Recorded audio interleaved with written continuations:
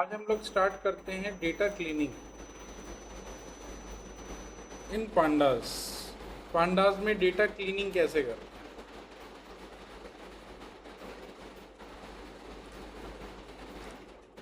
Data cleaning इन pandas.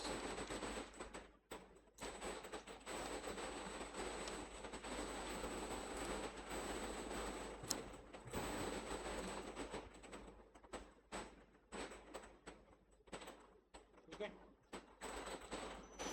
चलिए तो मैं आपको एक डेटा देता हूँ।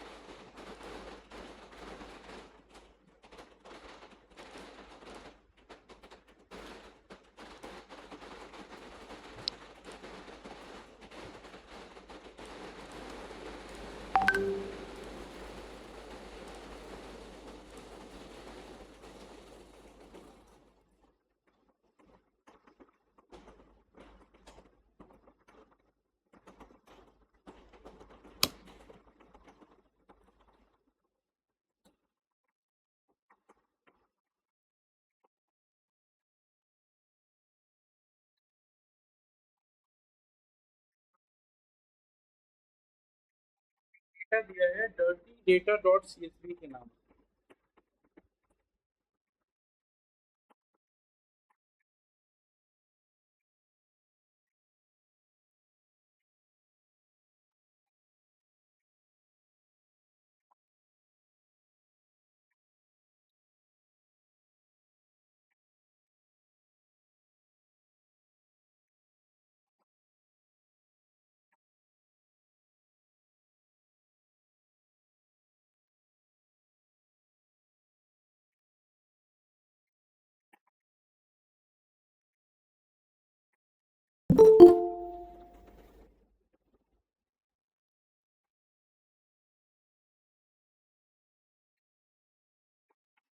क्या डेटा, चलो एक बार चेक करें क्या है डेटा में।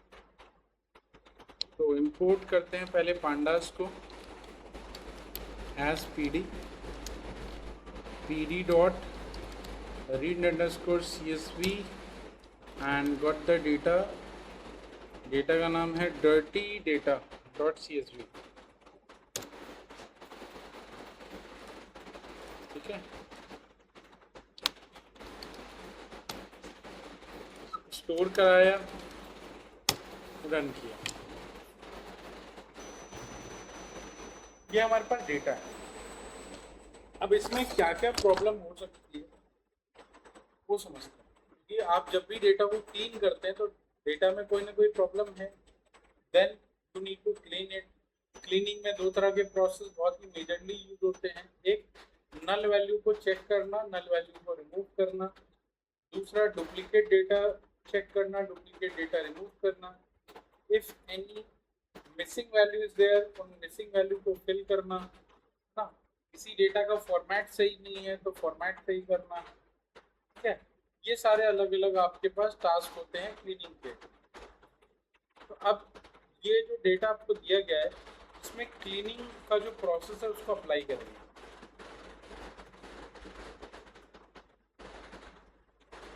तो सबसे पहले चेक करना है नल वैल्यूज।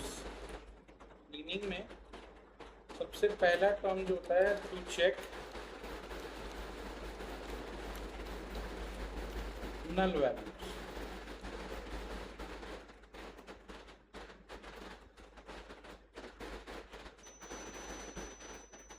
नल वैल्यू कैसे चेक होता है? नल वैल्यू चेक करने के लिए आप यूज करते हैं डेटा, जो आपके डेटा फ्रेम का नाम है डॉट इज एन ए, आपके फंक्शन का नाम है इज एन ए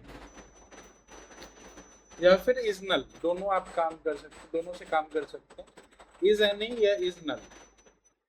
अब जब आप इसको रन करेंगे तो ये आपको ट्रू और फॉल्स इस तरह से दिखाएगा। मतलब जहाँ पे नल वैल्यू है वहाँ पे ट्रू, जहाँ नल वैल्यू नहीं है वहाँ पे फॉल्स। ठीक है, तो अगर फॉल्स फॉल्स दिख रहा है दैट मीन्स यहाँ पे नल वैल्यू नहीं है, यहाँ भी नहीं है, यहाँ भी नहीं है। बट ऐसे अगर आप डेटा देखोगे तो बहुत प्रॉब्लम हो जाएगी, क्योंकि पॉसिबली इसमें हो सकता है कि बहुत सारा डेटा हो, तब कितना टेबल स्क्रॉल करते रहोगे आप। तो मुझे एग्जैक्टली नंबर चाहिए, है ना। एग्जैक्टली नंबर के लिए आप क्या करते हो, यहाँ पे डॉट लगा के सम कर देते हो। तो सम क्या करेगा, सम हर एक कॉलम पे जा जा करके उनका सम करेगा। किसका सम, ट्रू एंड फॉल्स का सम। तो ट्रू का मतलब होता है 1, फॉल्स का मतलब होता है 0। तो 1 और 0 का अगर सम होगा तो आपको सम में वो वैल्यू मिलेगी जितने ट्रू वाले वैल्यूज हैं उनका सम। तो मतलब आपको नंबर पता चल जाएगा कि कौन से कॉलम में कितने नल वैल्यूज हैं।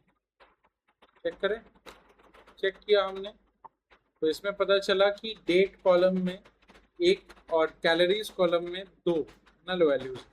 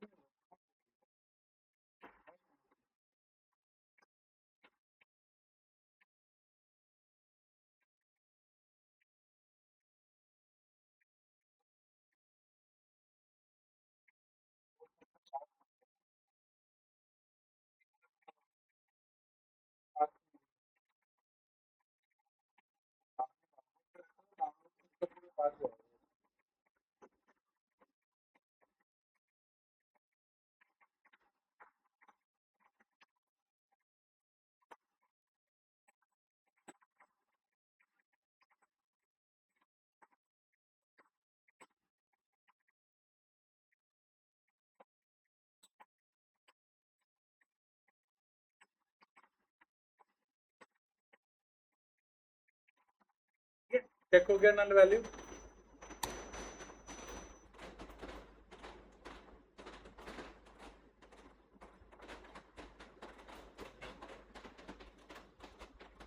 मतलब पाथ देना नहीं आता, नहीं हुआ का मतलब यही है आपको पाथ देना नहीं आता है। दैट मीन्स आपने पाइथन सही से नहीं पढ़ा है।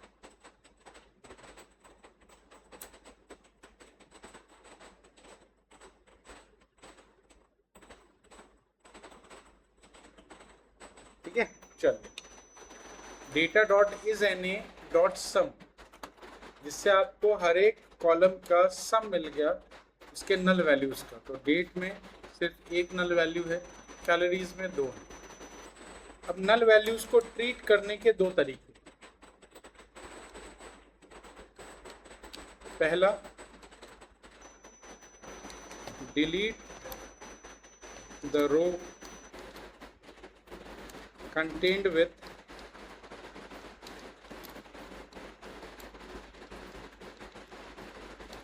null values, delete the row contained with null values, उस रो को ही डिलीट कर दो जिस रो में नल वैल्यू। ये पहला, नल वैल्यूज को ट्रीट करने के 2 तरीके। पहला कि नल वैल्यूज में जिस भी रो में आ रही है उस रो को डिलीट करो, ठीक है। दूसरा,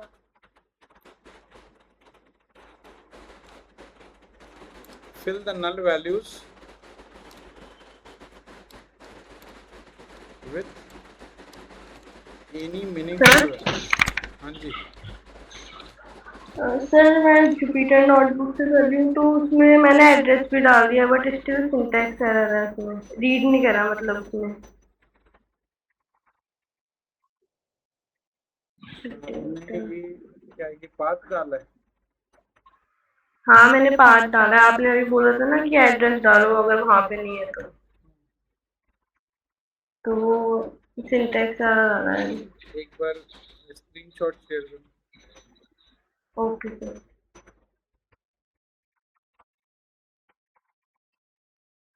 शॉट आएगा तब पता चलेगा ना क्या किया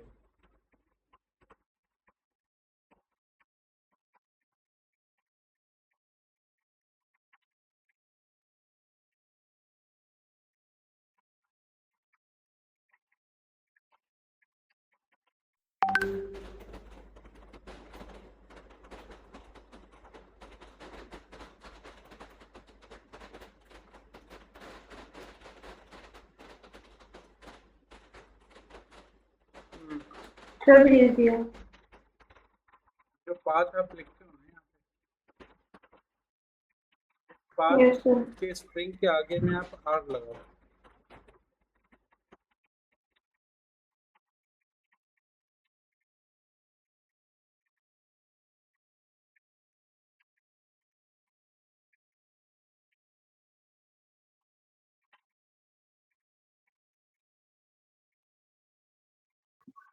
ओके सर। हो गया yes.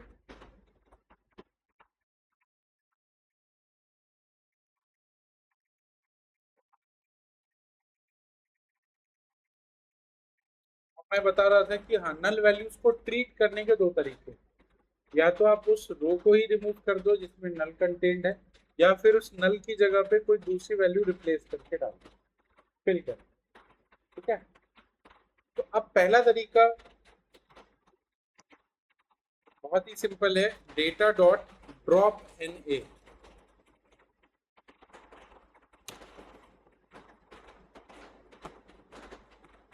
Data dot drop N A अगर आपको नल वैल्यू रिमूव करनी है तो ठीक है तो आपने सिंपली कर दिया डेटा डॉट ड्रॉप एन अब जिस जिस रो में आपके नल वैल्यूज होंगे वो सब डिलीट हो जाएंगे अब डिलीट होने के बाद क्या आपको अलग से डेटा फ्रेम बनाना है या उसी डेटा फ्रेम में चेंजेस करना है उसी डेटा फ्रेम में चेंजेस करने है ना क्योंकि हमें नल डेटा वाला डेटा फ्रेम तो चाहिए नहीं था तो अगर सेम डेटा फ्रेम को आपको यूज करना हो तो आप यहाँ पे लिखेंगे in place is equal to true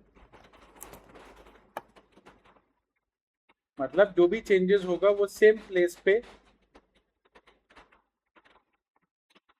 assign हो जाएगा ठीक है अब आपके पास जो डेटा है now when you print the data you will have no null value यहाँ पे अब आपके पास नल वैल्यू है ही नहीं चेक करके देखें चेक करने के लिए आप data dot is null dot sum इसको रन करा के देख लो अब सब में 0 आ गया 0 0 0 0 0 तो नल वैल्यू सारे रिमूव नल वैल्यू वाले जो रोज हैं उन रोज को रिमूव करने के लिए आप ड्रॉप एन का यूज करें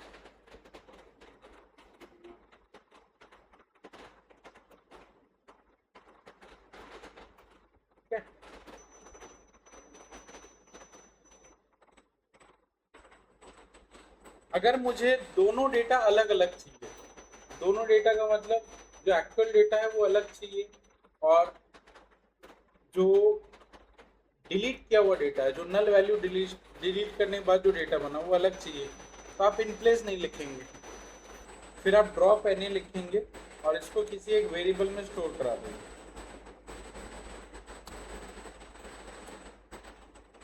अब डेटा के पास तो नल वैल्यू है लेकिन डेटा वन के पास अभी आप डेटा वन पे चेक करेंगे डेटा पे चेक करेंगे तो data is still 1 and 2 but data one does not have अब आपके पास दो डेटा फ्रेम होगा, एक डेटा फ्रेम में नल वैल्यू है और एक डेटा फ्रेम में नल वैल्यू नहीं है।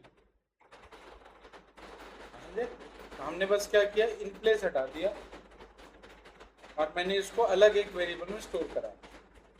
तो आपकी चॉइस है कि आपको डेटा फ्रेम जो नल वैल्यूज वाले हैं उनको रखना है या उसी में चेंजेस करना है।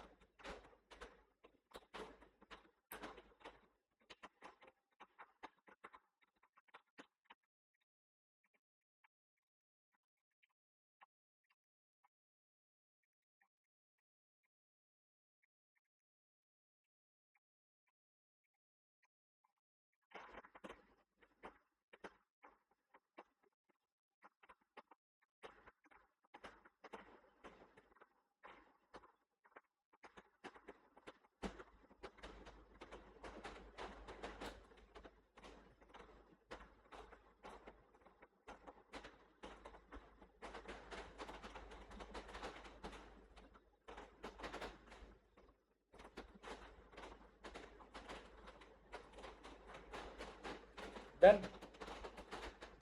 चलो, तो फिलहाल के लिए हम इन प्लेस का यूज कर लेते हैं।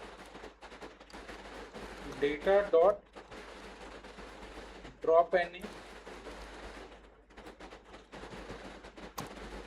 और ड्रॉप एनी के बाद आपने कर दिया इन प्लेस। ठीक, समझ आ गया? दूसरा है फिल करने का। अगर आपको जो डेटा है, मतलब जो नल वैल्यूज है, नल वैल्यूज वाले रो को हटाना नहीं है, क्योंकि हटाने से एक नुकसान भी हो सकता है। नुकसान क्या होगा? रिकॉर्ड डिलीट हो जाएगी। तो पूरी रो डिलीट कर रहा है ना, तो रिकॉर्ड ही तो हट जाएगा, पूरा रिकॉर्ड ही हट जाएगा। मान लो आपको कोई भी रिकॉर्ड हटाना नहीं है, तो दूसरा ऑप्शन क्या है? दूसरा ऑप्शन ये है कि आप उसकी जगह पे कोई वैल्यू फिल कर दो, इससे आपका रिकॉर्ड एज इट इज रहेगा, है ना, और आगे उसको आप एनालिसिस में यूज कर पाएंगे। If I want to fill it, तो फिलिंग जो होगी, आप फिल करने के लिए फिल एनए का यूज करें। Data dot fill NA.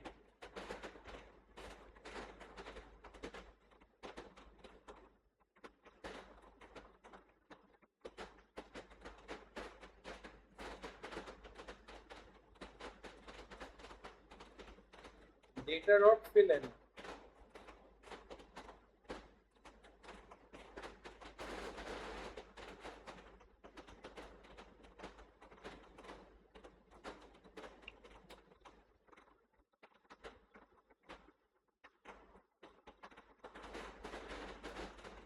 और फिल एनए के अंदर आप पहले वो वैल्यू पास करेंगे जिस वैल्यू को आपने फिल करना है।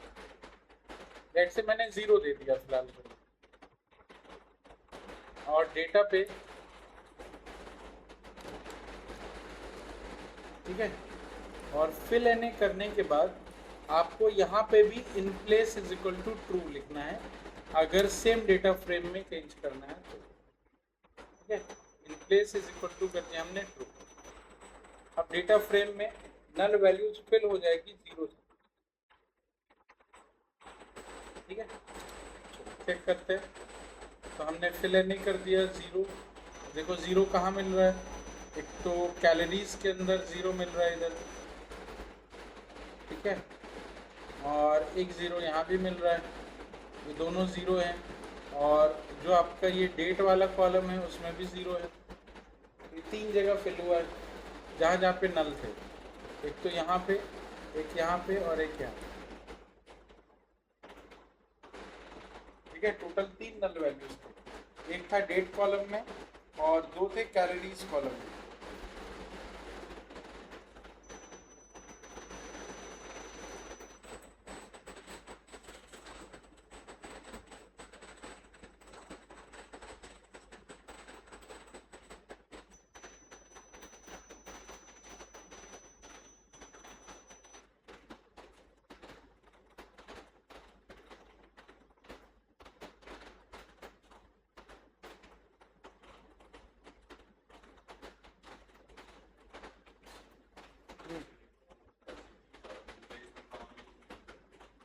इन प्लेस जब हमें डेटा फ्रेम पे कोई ऑपरेशन लगाना हो, लेकिन रिटर्न में मुझे दूसरा डेटा फ्रेम चाहिए,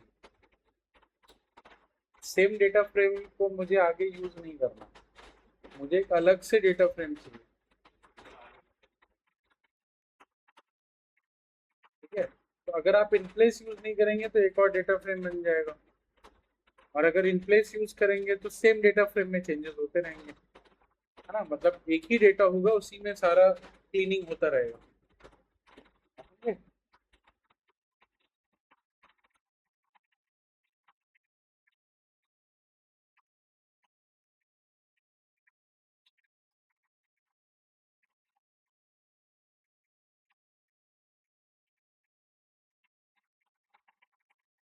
फिल एनए हो गया, लेकिन फिल एनए में एक प्रॉब्लम है।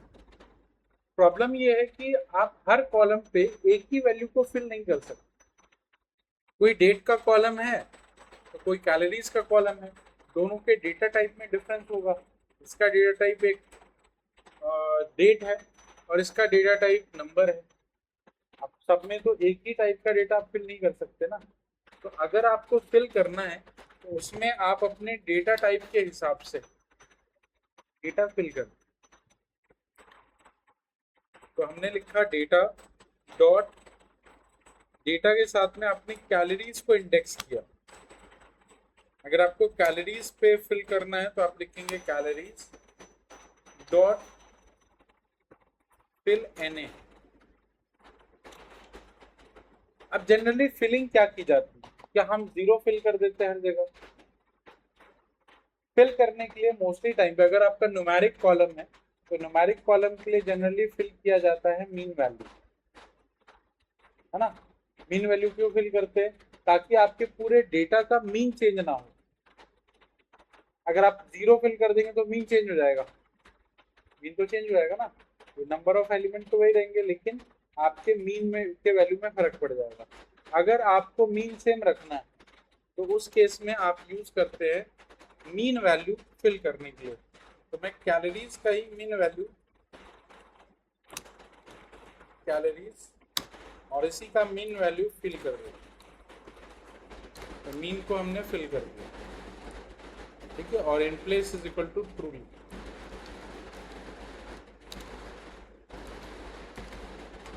अब जब आप डेटा चेक करोगे तो अब जहाँ जहाँ पे नल वैल्यूज है वहाँ वहाँ पे आपको 304.68 304.68 ये मीन वैल्यू है इसका।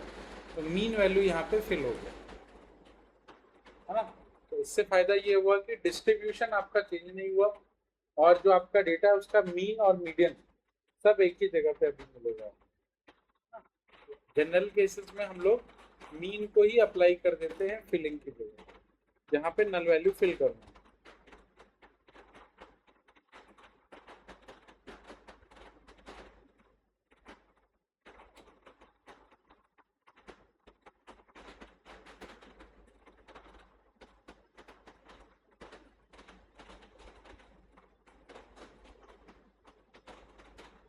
ठीक है।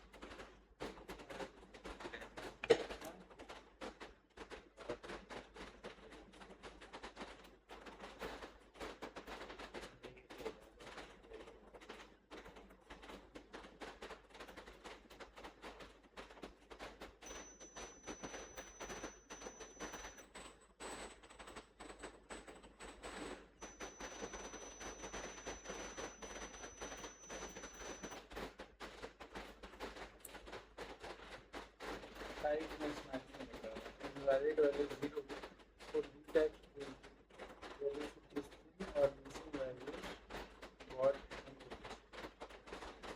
कहाँ पे गया मेरे पे एरर नहीं दिया, आपके एरर दिया, कैलोरीज वाला पूरा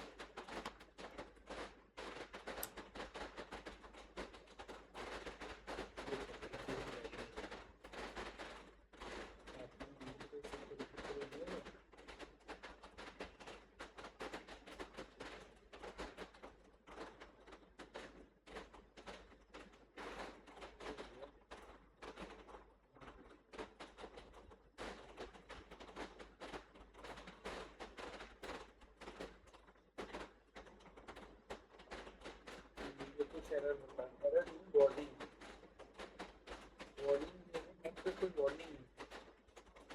आपका नया पांडास का नया वर्जन इसका इनप्लेस इक्वल टू अभी हटा दो, इसमें इनप्लेस इक्वल टू काम नहीं करेगा, यहाँ पे आप ऐसे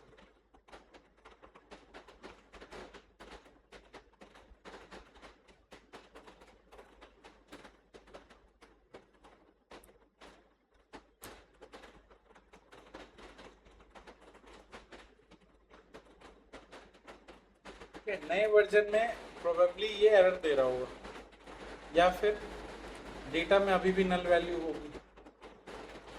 चेक करो डेटा में वापस से कोई नल वैल्यू तो नहीं आ रही, इसको रन करके चेक करो क्या वापस डेटा में कोई नल वैल्यू दिख रही है आपको। अगर दिख रही है तो अभी जो आपका पांडास का प्रोसेस है वो थोड़ा अपडेट हुआ है।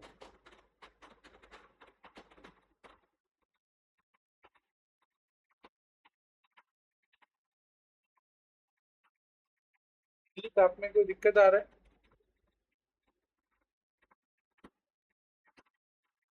विनीत सर वो डेटा डॉट फिल एमए वाले में आ रहा था एरर। वो ये एरर, ये वाली एक तो ये वाली लाइन दे रहा होगा एरर, इस वाली लाइन में एरर इसीलिए है क्योंकि आपका जो डेट कॉलम है जो नल वैल्यू के साथ में है वो एक टेक्स्ट टाइप का डेटा है, प्रोटेक्ट का लगा मतलब टेक्स्ट, ठीक है, और आप यहाँ फिल कर रहे हैं 0, तो टेक्स्ट कॉलम में 0 फिल नहीं हो सकता। अच्छा, मेरे पे हो रहा है क्योंकि मेरा पुराना वर्जन पांडास का चल रहा है, पुराने पांडास में ये चीज़ एप्लीकेबल था, तो नया पांडास आप यूज कर रहे हैं इसलिए ये चीज़ एप्लीकेबल नहीं है। आप स्ट्रिंग डेटा में स्ट्रिंग वैल्यू ही फिल कर सकते हैं और न्यूमेरिक में न्यूमेरिक फिल कर सकते हैं, है ना। तो इसलिए ये एरर दे रहा है कि आपने सीधा फिल नहीं कर दिया, कोई कॉलम का नाम बताया नहीं और आपने फिल कर दिया 0, तो इसमें तो 0 फिल हो जाएगा, कोई दिक्कत नहीं क्योंकि न्यूमेरिक कॉलम है, लेकिन ये कॉलम टेक्स्ट कॉलम है, टेक्स्ट में वो 0 फिल नहीं करने दे रहा, उस चीज़ का एरर है ना। ये नए पांडास में ये एरर आ रहा है, पुराने वाले मेरे पे नहीं था ये एरर।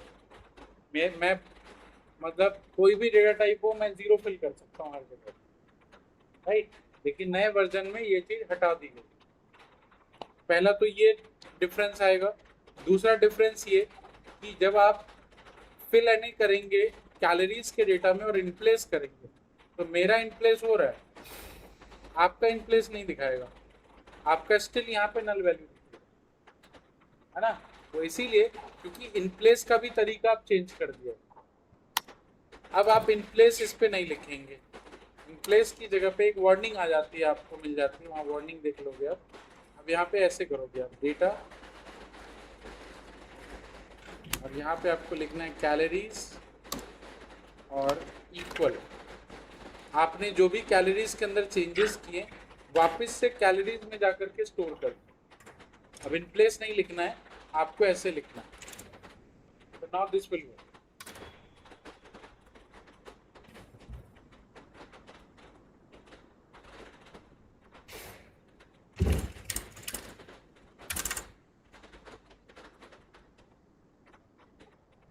ठीक है।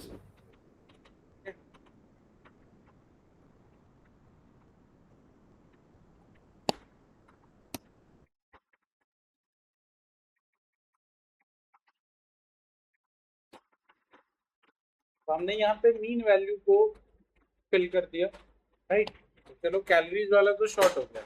अब कैलोरीज में अपने पास कोई भी नल वैल्यूज नहीं, डेटा डॉट इज नल और डॉट सम करेंगे तो अब नल वैल्यू आपको कैलोरीज में नहीं दिखेगी। Calories have zero null value, but date में अभी भी है, डेट में एक नल वैल्यू अभी भी है, राइट।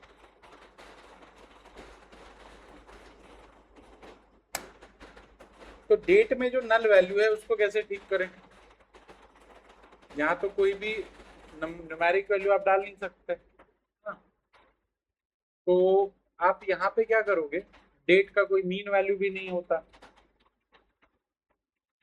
आप क्या फिल करेंगे? या तो आप चेक कर लो कि अगर आप इसको फिल कर सकते हैं वैसे, तो आप फिल करके वैसे चेक कर लो। जैसे यहाँ पे 21 है और 23 है, आपका 22 वाला डेटा मिसिंग है, आप मैनुअली इसको फिल कर सकते हैं, ठीक है। आप इसको एक पैटर्न के थ्रू फिल नहीं कर पाएंगे, आपको इसको मैनुअली फिल करना। मैनुअली फिल करने के लिए क्या करें, तो आप लिखोगे यहाँ पे डेटा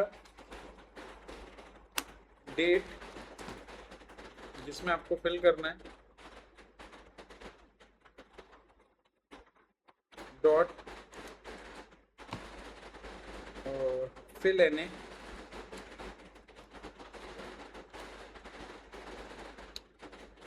इन्वर्टेड कमा आप लगाओगे डबल, और डबल के अंदर सिंगल, ऐसे आप फिल करोगे 2020/12/22,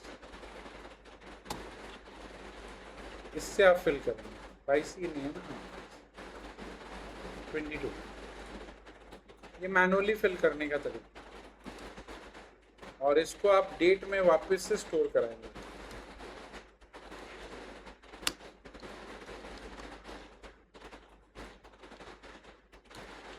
और डेटा को प्रिंट करेंगे, रन करेंगे।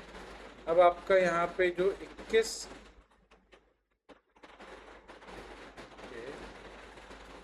यहाँ पे 22 आना चाहिए ना, ओके, इसको प्रिंट नहीं किया, प्रिंट करो, ऊपर वाला प्रिंट हटा दो।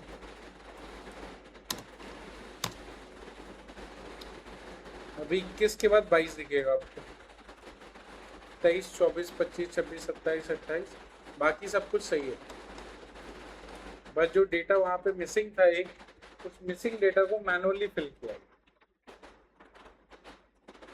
और इस तरह के कई सारे डेटा मिसिंग हो तो आप या तो उसको ड्रॉप ही कर देंगे, क्योंकि इतने सारे वैल्यूज आप फिल नहीं कर सकते टेक्स्ट के फॉर्म में।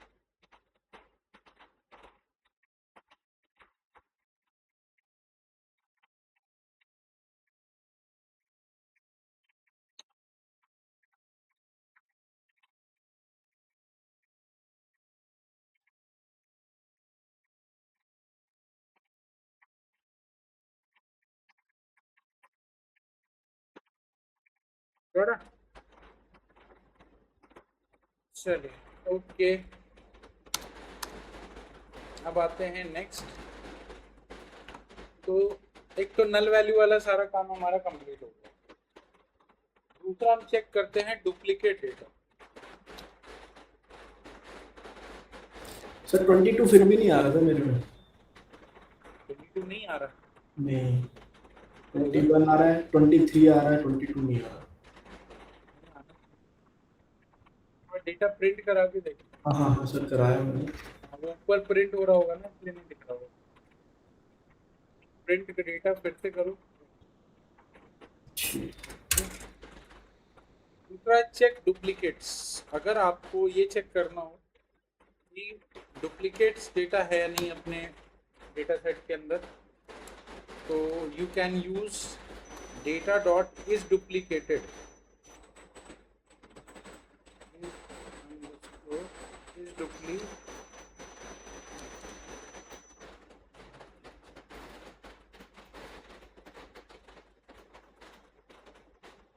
डेटा डॉट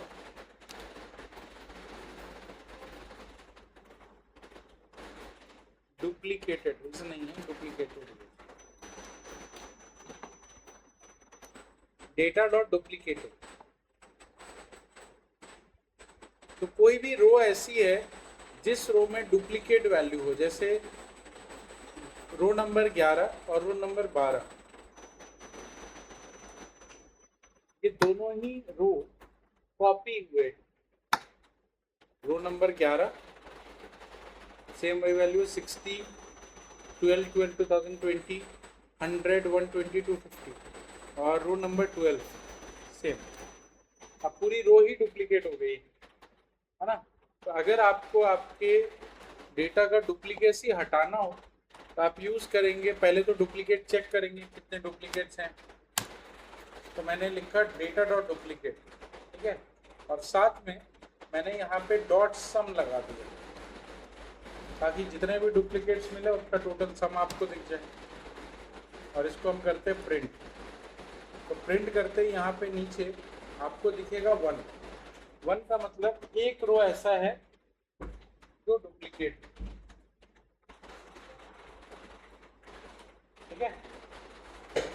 अगर 1 आ रहा है तो 1 मतलब a single row is duplicate और copied from previous cell,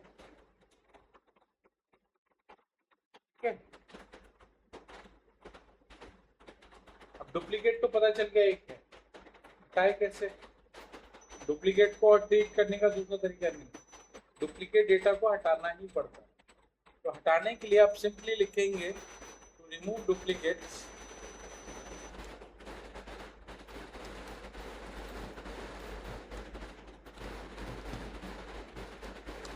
remove duplicates, we'll write data dot drop duplicates,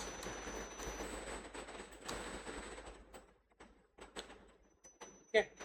drop duplicates, और इसमें आप लिख दो in place is equal to true.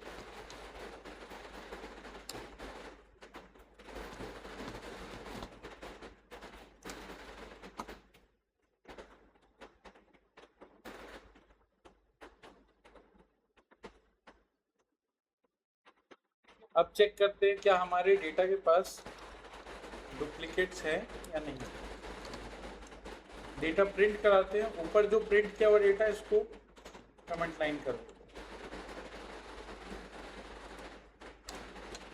तो डेटा प्रिंट किया डुप्लीकेट के बाद, तो 11 के बाद 13 है, 12th कॉलम यहाँ से डिलीट होगा।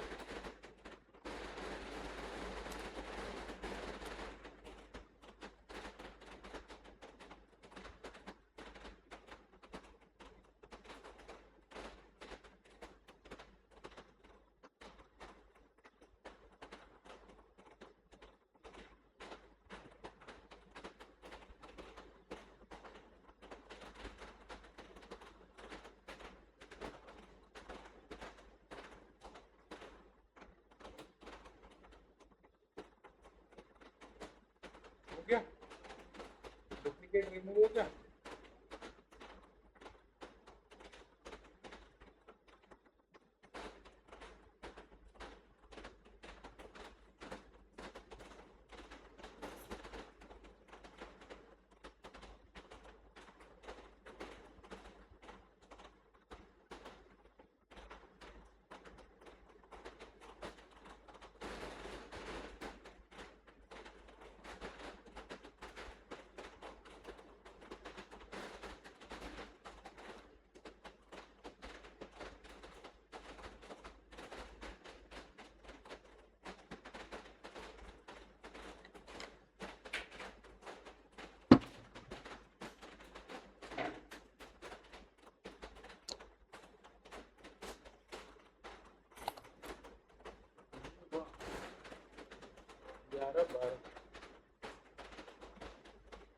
इसका वही दिक्कत हो रहा है।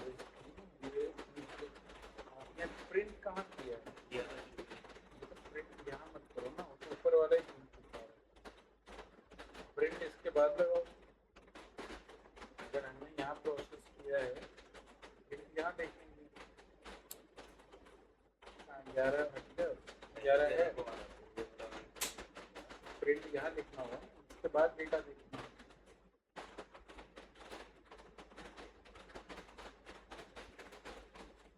ठीक है, हो गया। चलिए, तो डुप्लीकेट हमारा ड्रॉप हो गया, डिलीट हो गया। बट ड्रॉप होने के बाद एक प्रॉब्लम हो गई, आपका इंडेक्स नंबर चेंज हो गया। इंडेक्सिंग देखेंगे तो इंडेक्स 11 के बाद 13 हो गया। ठीक है, आपको क्या करना है, आपको इंडेक्स सही करना है। कैसे करें, तो उसके लिए आप यूज करेंगे डेटा डॉट री इंडेक्स।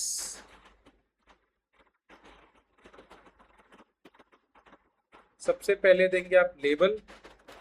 लेबल में क्या देना है, लेबल में आपको देना है डेटा डॉट इंडेक्स, और यहाँ पे आपको इंडेक्स की वैल्यू देनी है।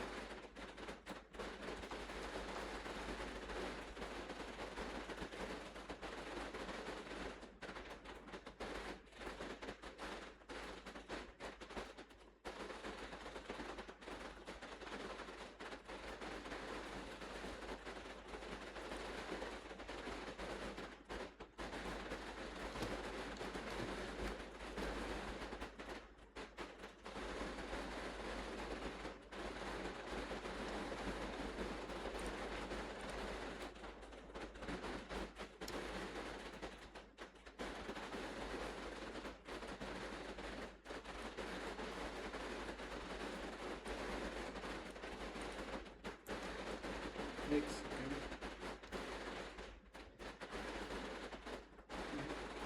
सही नहीं दे रहा है, ये गलत दे रहा है। री इंडेक्स काम नहीं कर रहा है, एक second, rename index, reset index, ये काम कर देगा। रीसेट इंडेक्स,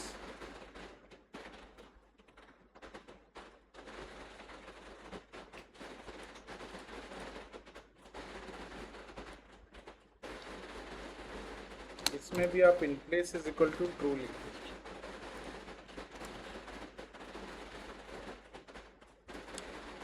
और पुराने इंडेक्स को हटाने के लिए आप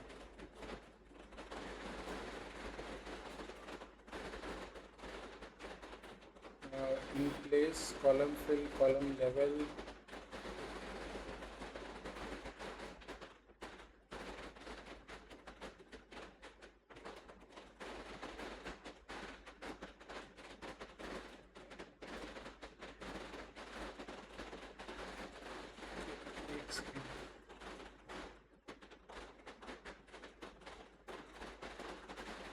इसमें कर दो ड्रॉप टू।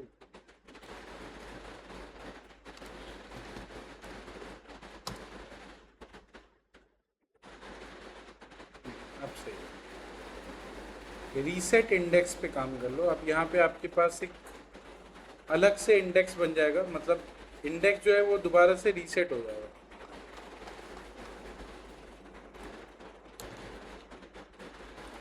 डुप्लीकेट्स या कोई भी डेटा जब हट जाता है तो इंडेक्सिंग भी चेंज हो जाती है उसके अकॉर्डिंग, और इंडेक्सिंग को वापस से रीसेट करने के लिए आप रीसेट इंडेक्स का यूज करेंगे। In place is equal to true, मतलब उसी डेटा में आपको अप्लाई करना है तो आप इन प्लेस लिखेंगे। ड्रॉप ट्रू, ड्रॉप ट्रू का मतलब कि जो पुराना वाला इंडेक्स है उसको हटाना है, तो आप लिखेंगे drop is equal to true. नहीं तो क्या होगा, दो इंडेक्सेस बन जाएंगे, एक पुराने वाले भी बनेंगे, एक नए वाला भी बनेगा। तो अगर आपको पुराना वाला इंडेक्स हटाना है तो you'll write drop is equal to true. ठीक है, जो नया इंडेक्स है बस वही दिखेगा, पुराना इंडेक्स हट जाएगा। ठीक है।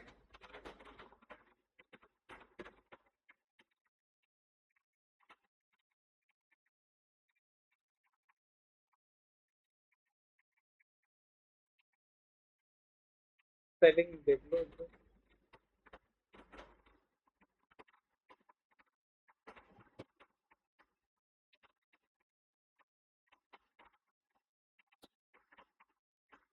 डेटा फ्रेम ही है ना डेटा।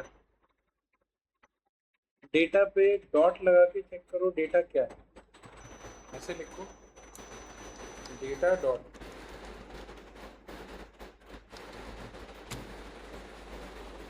अगर ये सब कुछ दिख रहा है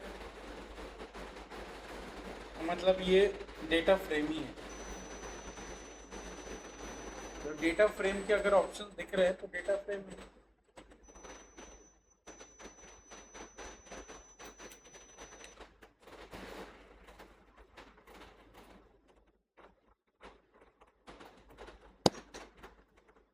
क्या देख रहे हैं?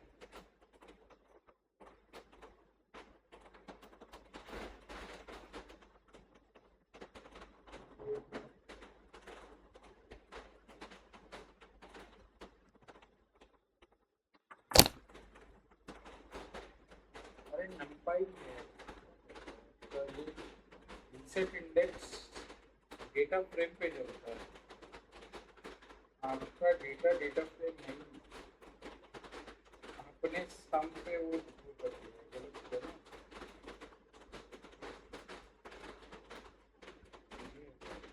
ये गलत है।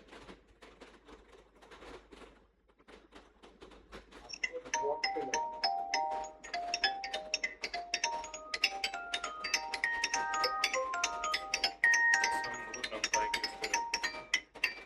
सम तो एरे में आएगा ना। आपने सम को स्टोर कर दिया डेटा में। ठीक है, चलिए इसको कंटिन्यू करते हैं कल। और थोड़ा बहुत जो क्लीनिंग बचा हुआ उसको करेंगे, फिर इसको हम क्लीन करके सेव कराएंगे। ठीक है। सर हाँ जी बताइए। सर कल वाली रिकॉर्डिंग भेज दीजिएगा। कल कल इंटरव्यू था ना तो इस वजह से ज्वाइन नहीं कर पाए थे। ओके। अच्छा क्या हुआ इंटरव्यू में?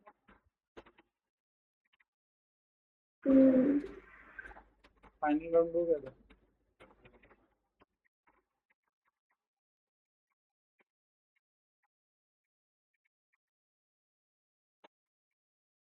क्या पूछा था?